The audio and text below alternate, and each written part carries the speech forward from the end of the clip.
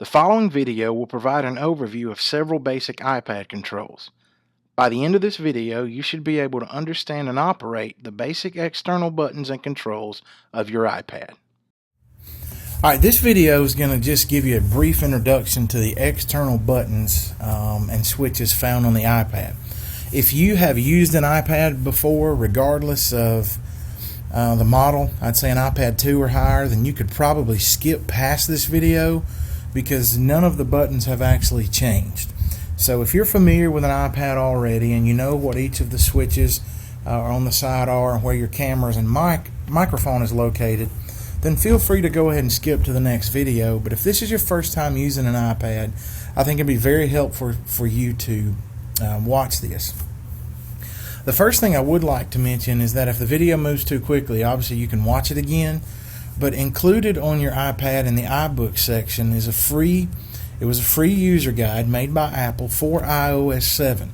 So if you will open that up in iBooks and go back through that at your convenience, there's a very detailed explanation of all of the buttons and switches. So if you want to know more about it, or if you just want to read it at a slower pace, then feel free to go to that user guide. But looking at the front of your iPad, there are really only two things you can see. And in the video, one of them may not show up, and that's going to be up at the top. If you're holding your iPad while you're watching the video and you're looking at it, at the top you'll see a very small camera. It looks like a little pinhead almost. That's the forward-facing camera, and it's used mainly for self-portraits or for apps such as Facebook or Skype. It is a decent quality camera. It's VGA quality, but it's not as good as the one around on the back. That one on the back is an HD camera, and it will shoot HD video and high-resolution photos. The camera on the back is the one you'll actually use the most for things such as a document camera or for filming videos or taking photos of your students and your student work. But at the top, that's a forward-facing camera, and then at the bottom you have what's known as the home button. And there's a separate video that'll go over in detail the functions of the home button, because it is different. If you press it once, it does something different than if you press it 2 times quickly. So we'll look through that in a separate video. But on the front of the iPad, that's it. You have your camera up top and you have your home button at the bottom. Now on the side you have 2 switches. At the top you have what's known as the toggle switch, and it can be pressed up or down. It can also be set to function as a lock toggle or a mute toggle. Like right now and out of the box, yours should be set to be a mute button. Like if you press it, you'll see where it says ringer on or ringer off. But you can also change that to work as a lock switch, and I'll show you in another video how to do that. Okay, and then you have the volume rocker right underneath that. Obviously you would press that up to increase your volume and down to decrease your volume. So that's it on the side.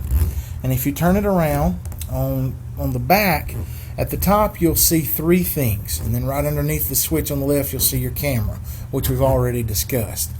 But at the top on the left you have what's known as the lock button, the sleep button, and the power button. For instance, if I'm working on my iPad and I just finished and I'm through, I would hit that 1 time and it would put my iPad to sleep and lock it. It just helps you conserve battery life. Okay. Now if you hold that button down, if you press it down for 3 to 5 seconds, you're going to get an option to slide to power off. So if you wanted to totally shut down your iPad, then you would just press this button and hold it for 3 to 5 seconds, and then you would see the option to slide to power off come on. In the center, and probably very hard if not impossible to see on the video, is a tiny microphone. That's where the voice is picked up, so when you're recording you want to make sure you're not holding your hand over that. And then over to the right, obviously might look somewhat familiar to you, is simply your headphone jack or your headphone input. So if you want to listen to audio from a video or the music you have on here, that's where you would plug your headphones up. And then on the very bottom, I told you there's not much, in the dead center you have your charging port, which this is known as a lightning port because of the type of charger Apple uses. You do have the most current generation of the iPad, known as the iPad 4th generation. So you have a very fast processor that should work well with some of the apps that you use, especially if they take advantage of 3D rendering, or if it's a game-based app. But that's where you just simply plug up your iPad to charge. And this, you might not can see it on the video, but if you're looking at the bottom of your iPad, you'll see a very small, fine, thin speaker grill. This is actually where the speaker is on your iPad and where the sound comes out. So if your sound ever sounds really muted, watch to make sure that you're not covering the speaker up with your hand. Okay? Probably best to hold it like that so you don't totally cover your speaker up. All right? And that's about it, or that is it. I mean, you have the home button, the forward-facing camera, the toggle switch, the volume rocker that can go up and down, your HD camera on the back, your lock or sleep and power button, your microphone in the center, and your headphone jack along with your charging port and your speaker grill. So that's really the externals of the iPad. If I needed to give you a tip, it'd probably be, you can, with a touch screen, fingerprints will show up a lot. You can buy a cloth or a towel at Walmart or any store that's made to work on LCD screens. Don't grab the kitchen towel and go to scrubbing. It will probably scratch your iPad screen. But in the computer or electronics section at places like Walmart, Best Buy, you can go and get a microfiber towel and a cleaning cloth that'll keep your screen clean.